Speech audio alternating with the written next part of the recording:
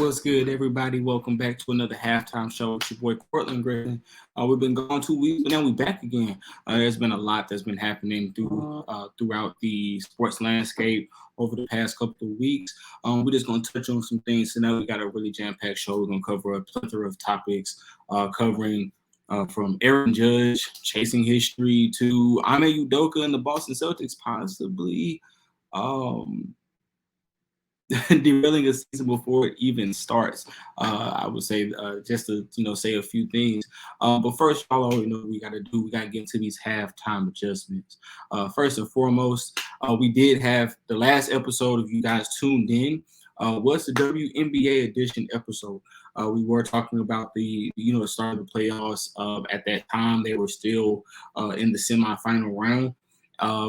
They were it was between the Chicago Sky and the Connecticut Sun. And then it was also Sue Bird and her swan song and, going through the Western Conference semifinals, hoping to get to another WNBA finals before she called it quits. And it was her and the Seattle Storm versus a team that's been there. Like I said, both those teams have been there, done that. Both teams were winners. Both teams were amped up and ready to go. But the Las Vegas Aces pulled it out. Congratulations to them. Asia Wilson, Chelsea Gray, Kelsey Plum, just to name a few of those players. Not only did they have a bunch of players come through and win, season awards, Asia Wilson, of course, taking home the two biggest, in my opinion, which is the MVP and Defensive Player of the Year award, but also Becky Hammon being the Coach of the Year. So now you have the team with the most rewards recipients throughout the year also go forth and win the WNBA playoffs. It's a different story, man. It's a different feeling when you see this in sports. You see a team that's been so dominant, so great over the past couple of years, and then also be so dominant and great this season, and then end their year with the championship. So shout out to the Las Vegas Aces from the halftime show. Them ladies really did do the thing out there and get to take one home. Keeping it kind of in the vein of basketball, though. Yes, you're reading that right. The sun is sitting in Phoenix and Mercury's in Gatorade. This is in reference to the owner of both the Phoenix Sun and the Phoenix Mercury, essentially now being forced out and possibly having to sell the team. I think Adam Silver did put it out that the team is now in the process of being sold. The owner came out and I think it's Sarvi. I want to say Sarvi is his name. It's kind of skipped my mind. I don't have my notes in front of me right now, but I think Sarvi is his last name.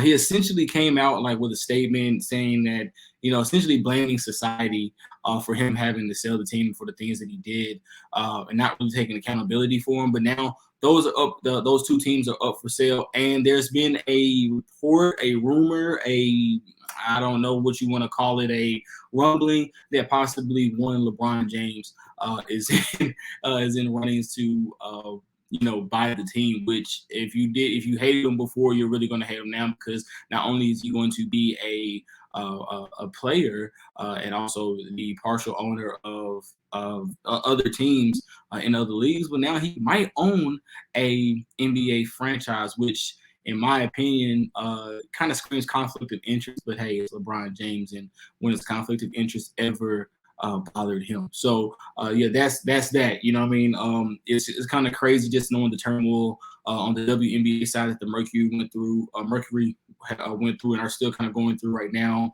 This past WNBA season with Brittany Griner's situation still going free Brittany Griner. Of course, and and the coaching situation and things of that nature, and just the turmoil and the constant just in the media, things that just happen with that team and that franchise, and then of course the Phoenix Suns being kind of down, finding their footing again in the league, actually being good, and now you see this with their owner kind of coming through, and now that team has to, in a way, completely hit the reset button with the new ownership, and possibly, that could possibly bring a new front office, certain things like that. So that's one of the big things that's happening right now. But shifting it now to baseball. As you guys know, MLB season is happening right now. We're in full swing. The MLB season is kind of winding down to that end of the year mark, the October 6th mark, right before the playoffs start. So now guys are making those final pushes for rewards and awards and accolades, and teams are finally kind of hitting their stride and kind of seeing what their rosters are going to look like for the playoffs and try to make a run there. We've seen teams do this multiple times, but as you can see from the headline here, Angel in the outfield, there's been some questions about who gets the AL or the American League MVP award. This to me, hands down, you guys see the hat, you guys see the symbol, the New York Yankees, right? Everyone knows I'm a New York Yankees fan, right? Courtlandt Griffin is, if you did not know, yes, the host of the halftime show is a New York Yankees fan, diehard New York Yankees fan. The thing is, right, the best player in all of baseball this season has been one Aaron Judge. It's not been one guy, it's not been another guy, and I've been pounding the table. If you follow me on Twitter or Facebook or anything like that, I've been pounding the table. Aaron Judge has single-handedly been the best player in baseball. He has magic at the end of his bat. You cannot now say the word Bronx Bomber and not mention his name in like synonymously with that moniker, right? So now, like, we're looking at this and we're saying this man is chasing history. He's at 60 home runs, and we're gonna get to this, you know, with the main topics that we talk about tonight. But just to touch on it, he's been literally like on a trace of history, on the precipice of history all season long. And now I think he's at 196. He's almost lapped the field in weighted runs created plus, right? Right. So like that's a big mark. And if he reaches 200, he'll just be one of like the only like of 33 players to ever do it. And only one of two within the last, like, I think the most recent was Barry Bonds in 04. That is huge, right? There are rumblings that Shohei Ohtani, who won the AL MVP last year, is creeping up and could possibly win the American League MVP, which to me sounds crazy. Not saying that Shohei is not a good player. Not saying that Shohei doesn't deserve all the accolades that he's going to get. He's possibly going to win the Cy Young. I have him winning the Cy Young award this year for the AL. It's not saying that he won't get accolades. There's not saying that he won't have something to put in his trophy case. I just don't think it should be the American League MVP, and I don't think that he's actually been good enough to win the American League MVP. There are multiple players that have been better than him this season. I think what's happening is we are allowing the big name, the big buzz to come in and kind of overshadow history. And a lot of times when guys have historic seasons, they deserve to get rewarded for those historic seasons, not just their name struck down in history books, which should be there forever. You can't take that away from him. But the thing is he's like Aaron Judge. You cannot not give him the AL MVP this year. The man has been single-handedly amazing. He's having a heck of a season at the ripe age of 33. He's right there smack dab in the middle of his prime. And I just don't see how Shohei is even getting consideration in this award. And like I said, there are people who are MLB analysts, been doing this for a lot longer than I have, and some of them just as long as I've been alive, that are saying that Shohei has a chance, and I just don't see it. Call me green, call me biased, but I just don't see Shohei Ohtani beating out Aaron Judge this year for that particular award. The AL MVP should be hands down Aaron Judge. But those have been our quick hits, guys. Like, you know, those are just some of the things that, again, I've seen being talked about over the span of these last 2 weeks. And now we're going to get into some of these bigger topics, and of course hopping right back into some Yankees talk, right back into some Aaron Judge talk. We're going to talk about it. He's dropping the gavel, and Twitter just did the most amazing thing I think you could ever see, right? They gave him his own emoji hashtag, right? You know, like, and if you go on Twitter right now, you type in like RepBX, there's a Yankee symbol that pops up at the end of you. You type in Titans.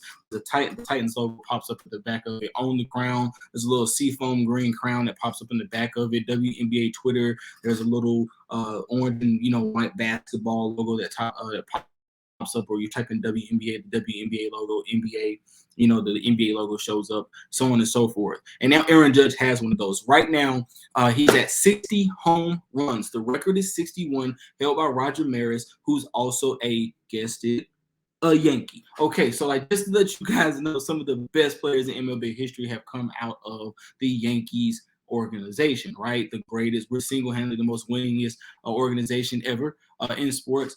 And you know what I mean, and now we're trying to continue that. You know, I'm saying we because, you know, again, Yankees fan. We are trying to you know, continue that that tradition of winning championships and trying to get back on track. And Aaron Judge is a big part of that. The thing about it is that, like I said, he's at 60 home runs, 61 is the mark, and we have still, I think, 5 games left, or you know, something like we have like close to like 5 or 6 games left in the season, and that's plenty of time to for him to eclipse the record. The man is hitting.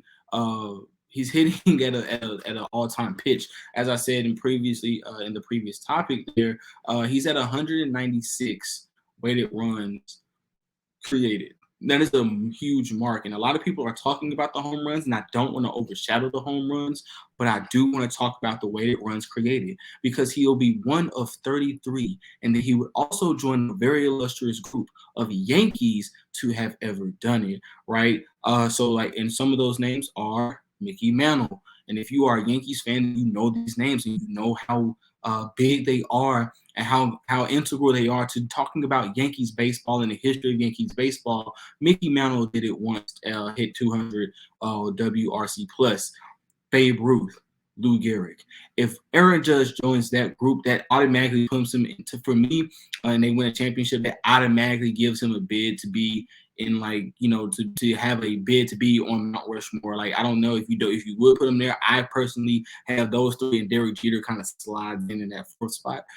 But for me, like, Aaron Judge would have an argument there if he wins the AL MVP, wins and we take home the World Series championship this year. Another big thing that, like I said, but the biggest thing right now is that he's chasing history on 2 fronts, and he's doing it in a great fashion. Like, he's not just going out and hitting home runs and not doing anything else. The man is ridiculously, like, he's just hitting at a very good pitch. You know, like his slash line, he's over 30% in each of his slash lines. You know what I mean? It's very good. Like, he's very good at the plate. And then on top of that, his RBIs, he leads the league in RBIs. He leads the league. I believe he leads the league in home runs right now, and I believe he leads the league in hits. I could be wrong. Here. I'm gonna do some fact checking here, just shortly here, just to make sure that I have this correct. Because again, and if you want to, again, as you know, I am a writer for the 3-point conversion. So I did write an article on this recently, so you can also go look at that as well. And this year, he leads the league in runs at 125. He's leading the league in home runs, which would be the 2nd time he's done that in his career. He once did it in 2017 with 52. He's doing it this year with 60. He leads the league in RBIs and with 128. And he also leads the league in bases and balls on walks, which is with 94. He right now is leading. He's also leading in his slash line now leads league with a slash line of 317, 421, and 705. And his on base percentage is also league leading at 1.126. That is huge. So when we're talking about Aaron Judge, he's having possibly the greatest batting season of all time. Let that sink in. The greatest batting season of all time. Last year it got cut short for, you know, we saw possibly the best pitching season ever, right? For Jacob deGrom, right? And that got cut short by injury. He's doing this now for an entire season. He's going to finish the year with possibly the greatest batting season we've ever seen. And that's like for people that are watching it, people that love baseball, people that, you know, that really love the sport, America's greatest pastime. If you are watching this show right now, please, like, take it all in. Watch every Yankees game, even if you're not a Yankees fan.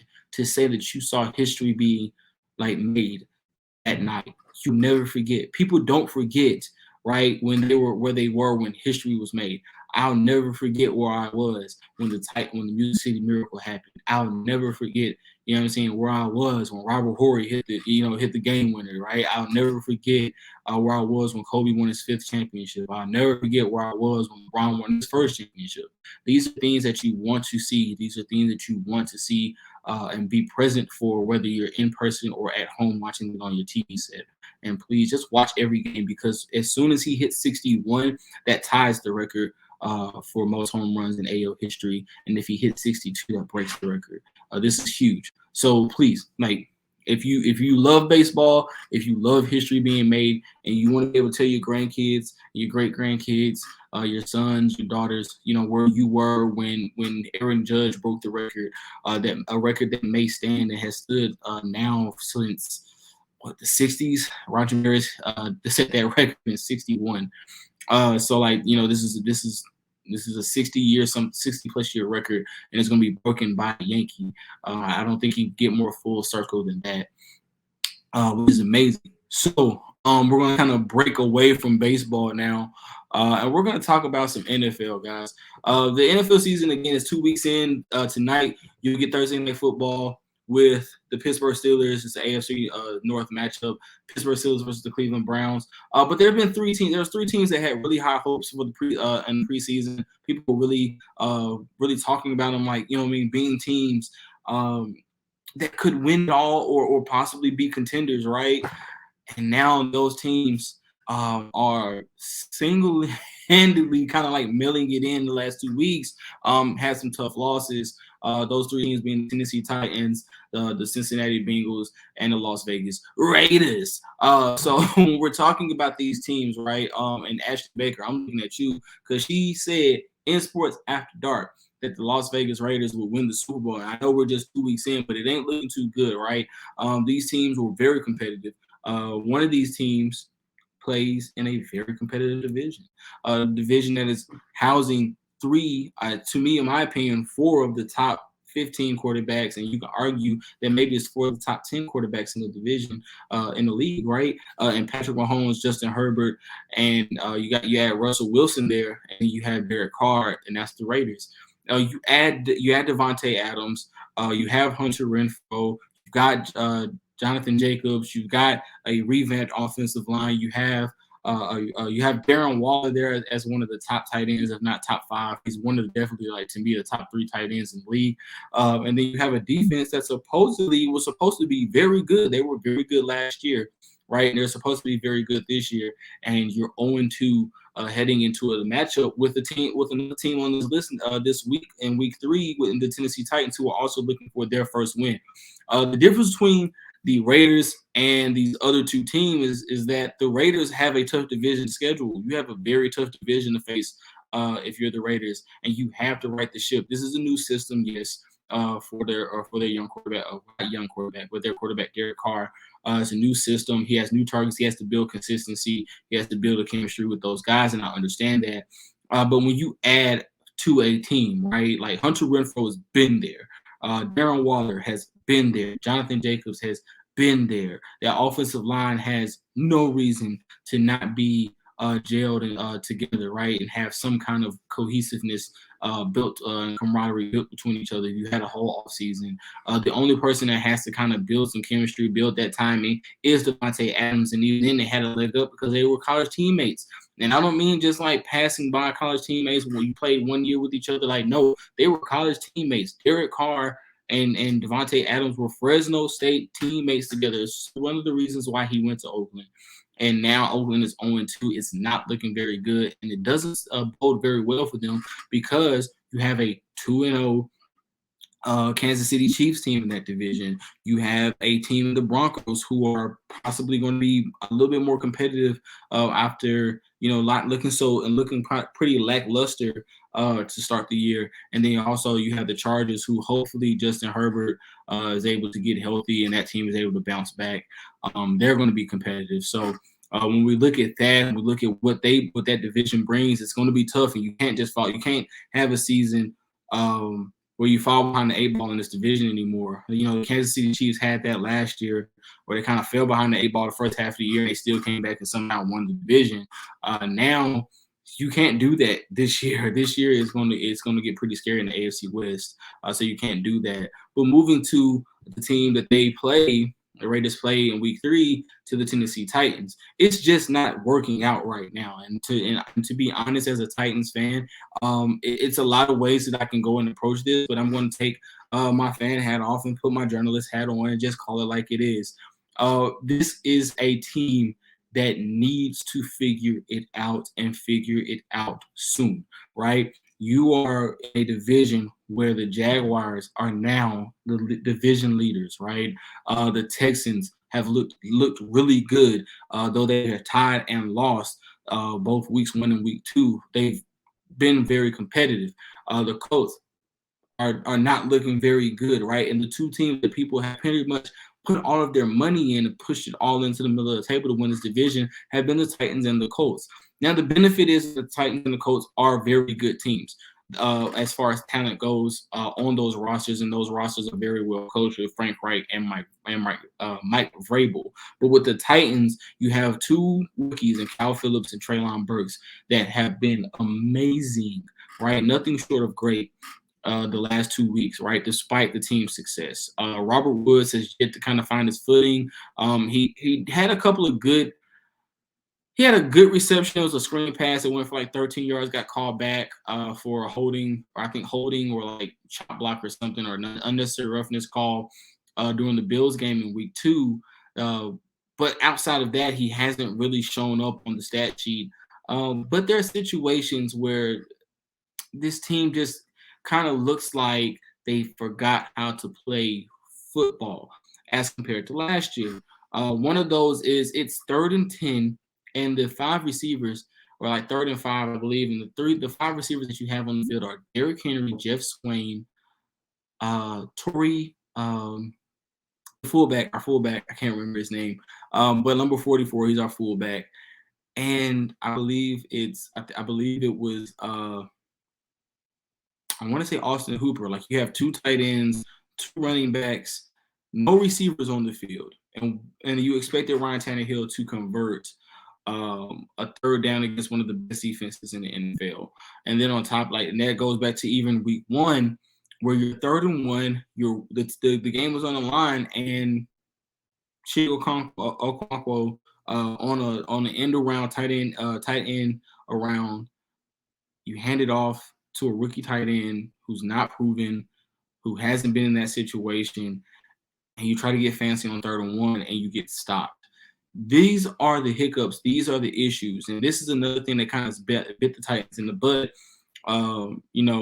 is the penalties. I think averaging 8 penalties a game, which they were the last 3 or 4 years have been one of the least penalized teams in the NFL. And now it's kind of coming that's rearing its ugly head. So there's been issues with punt fielding punts. They've had muff punts the last 2 or 3 weeks. There's been muffed punts, and that's been from Kyle Phillips.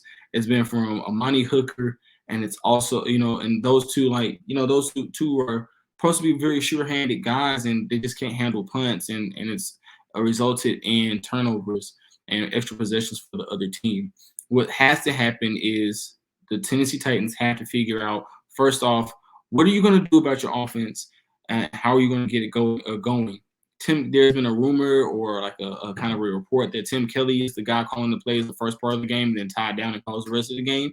If that is the case, then the scary part about that is the Titans have gone down the last 2 weeks, first against one of the best defenses, if not the best, and actually the best, statistically, the best defense in the NFL in the Buffalo Bills. They go down on the first drive and score with ease, right?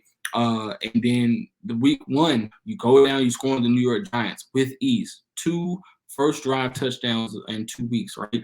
That's great. If you said that about any team, you would say, sounds like the offense is not the problem, right? But then the rest of the game, the offense just continues to sputter out and kind of choppy, just trying to find a way to get it going, and they just can't get it done. This is a problem. And honestly, I don't think Ty Downing makes it past. I know they kind of re-upped him and gave him an extension. I just don't see him making it past the next this offseason if this offense continues to go the way it does. Also, the injury bug, I don't know if it's strength and conditioning or if it's just guys guys being fragile or what's going on. But there's been an injury bug the last 2 seasons that have kind of plagued the Titans, and they started with Harold Landry in the offseason with the ACL tear. I know you can't control those; are pretty much freak injuries, and you can't control that. But then it's just a stroke of bad luck with the injuries. Guys is dropping like flies, but then also it's a stroke of bad luck with the roster moves as well. Tack McKinley gets picked up by the Rams after being added to the Titans practice squad. This is a guy that you were looking at to be to be a replacement and kind of bolster the pass rush, and now he's gone to the Los Angeles Rams, being signed from the practice squad, and it's just like this team just can't catch a break, but hopefully that changes. This is a team that people pick to win that division. Hopefully they can bounce back. And then we end with the Bengals, or as they've looked like the last 2 weeks, the Bungles. This is a team that was in the Super Bowl last year, and a lot of people tried to pack me up when I said I felt like they made a bad decision picking Jamar Chase. And it's showing. People have said this multiple times. Well, they address the offensive line. The offensive line should be fine, and Jamar Chase is going to have a better year, this, that, and the third. And I said it, and I will continue to say it. Jamar Chase is a generational talent. That is great. Kudos. But what is a receiver if you can't get him the ball? What is a quarterback if you can't protect him? And so none of that matters. Randy Moss could have been one of the greatest wide receivers in the history of the game, right? Top 3, top 5, arguably top 3, depending on where you have and who you have up there, right? And what your criteria is. He's one of the greatest to ever do it. And what if the Minnesota Vikings picked, Randy Moss and the offensive line was porous and the offensive line was horrible and Dante Culpepper and Randall Cunningham just couldn't get him the ball? Then what? Now, we're not talking about Randy Moss in the same light. So it doesn't matter if you're a generational talent at quarterback. It doesn't matter if you're a generational talent at wide receiver. You need offensive line help. I still will pound the table to this day and say that I feel like Jamar Chase is one of the most talented players to ever play the game. He's one of the most talented receivers, physically talented receivers ever, right? Like speed, strength, can catch, can run routes. He can do all of that. He has a hell of a touchdown celebration. You know what I mean? All of those things. But Joe Burrow can't stay clean.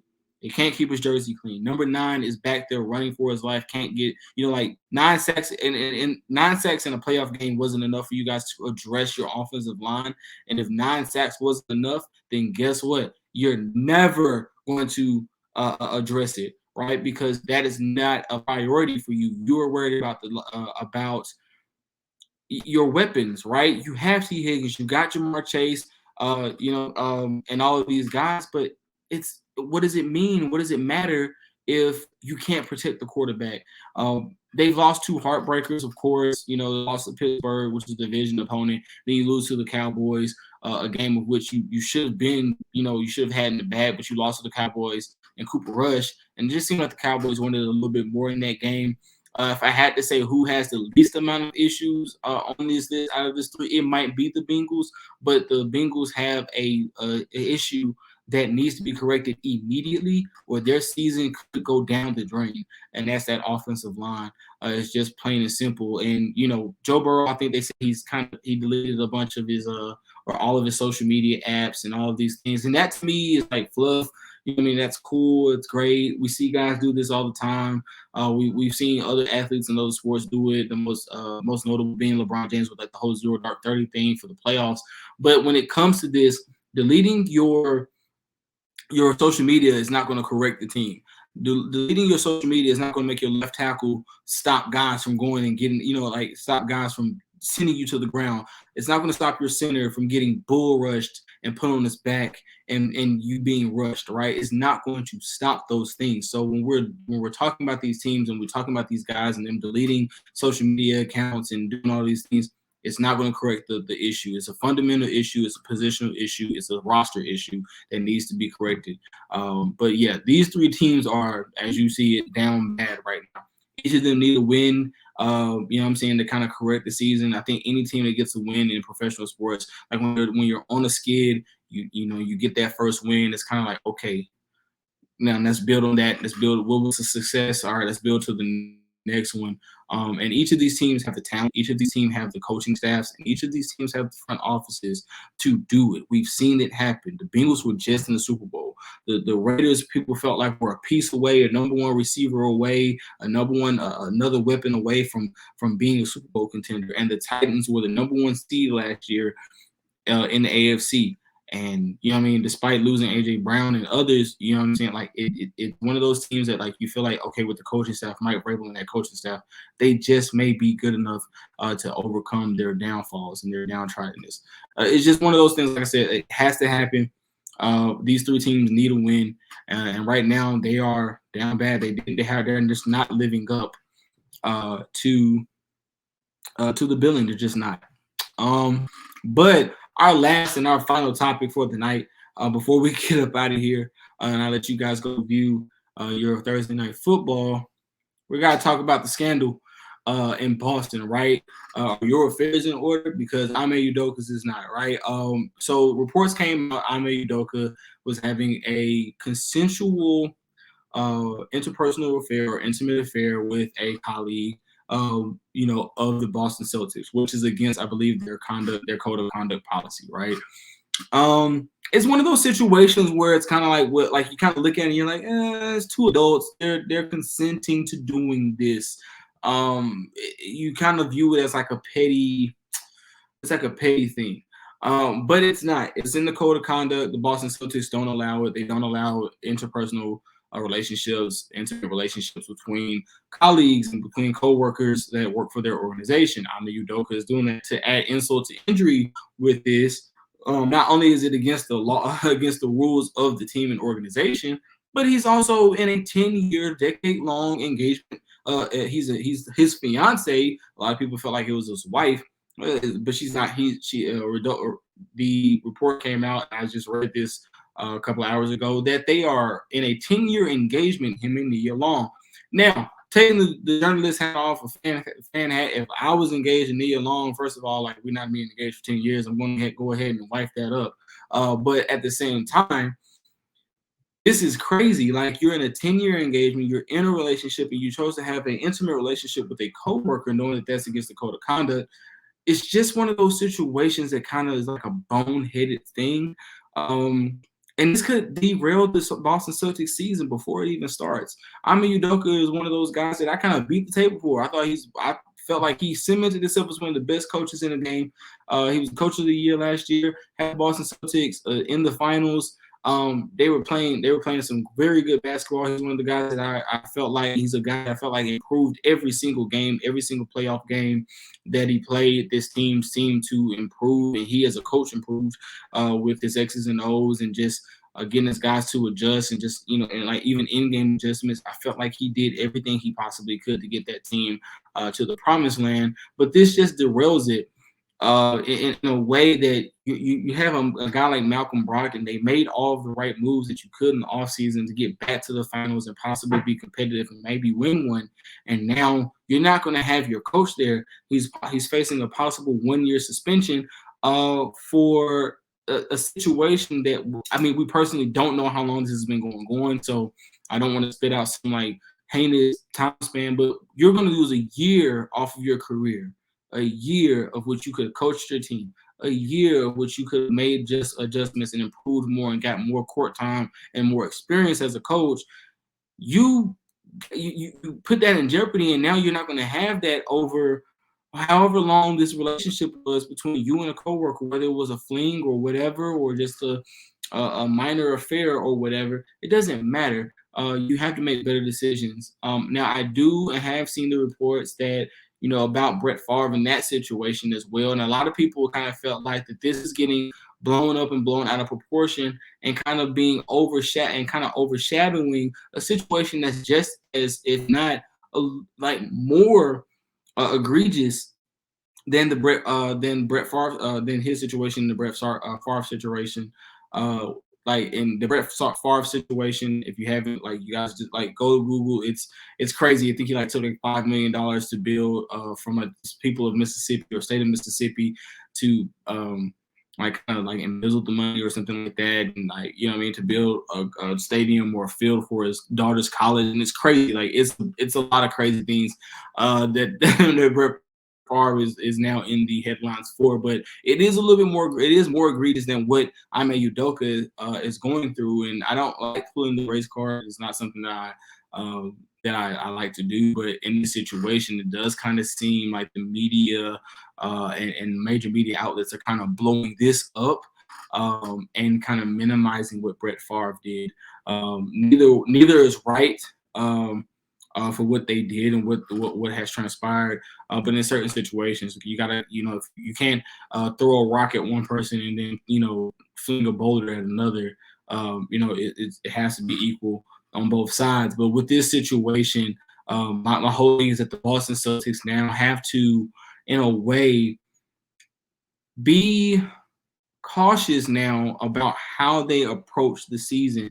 The assistant coaches now have to step up into interim head coach jobs and kind of do double the workload.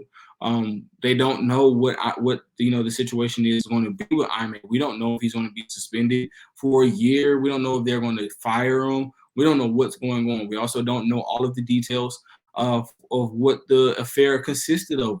I don't know if it was if there was any weird happenings that were going on between the two. I don't know how it even got out and got into the open. Who knows? We're still waiting on those details.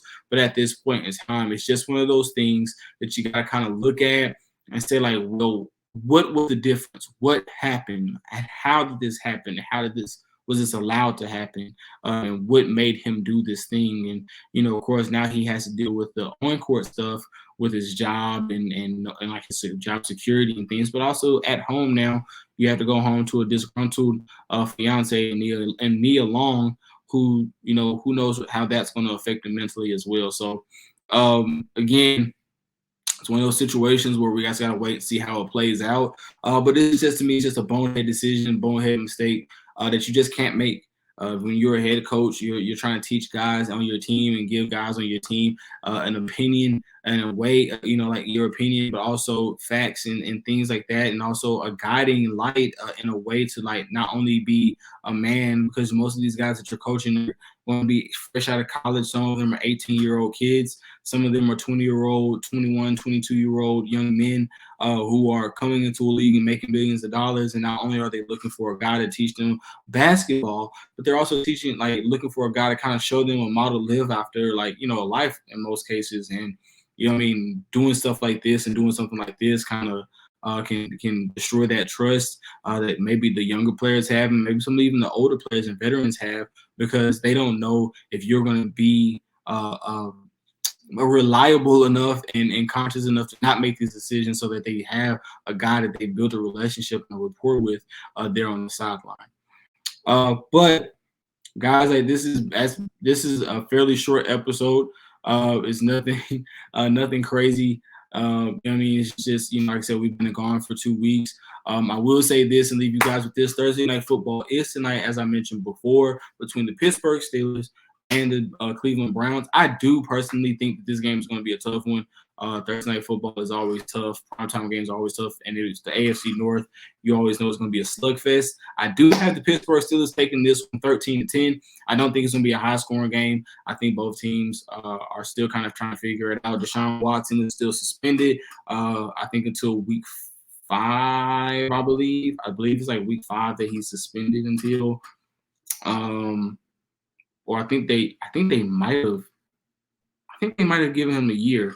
I had to go back and see. I think it was a year that they gave him, so I think he might be gone for the entire year. But if not, regardless, they don't have Deshaun Watson and do the Cleveland Browns, and the Pittsburgh Steelers are a fairly young team, still trying to figure it out and kind of go through the motions. But I think they can. I think they can get it done. I think they can eke one out against this team. Mike Tomlin always has those guys prepared.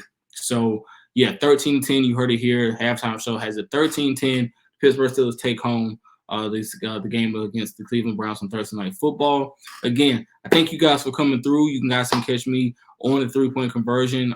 There is an Aaron Judge article that I put out. I have some more stuff that is coming down the pipe here soon, so keep an eye on that. Also, follow me on Twitter. If you're watching this on Twitter, please hit that follow button.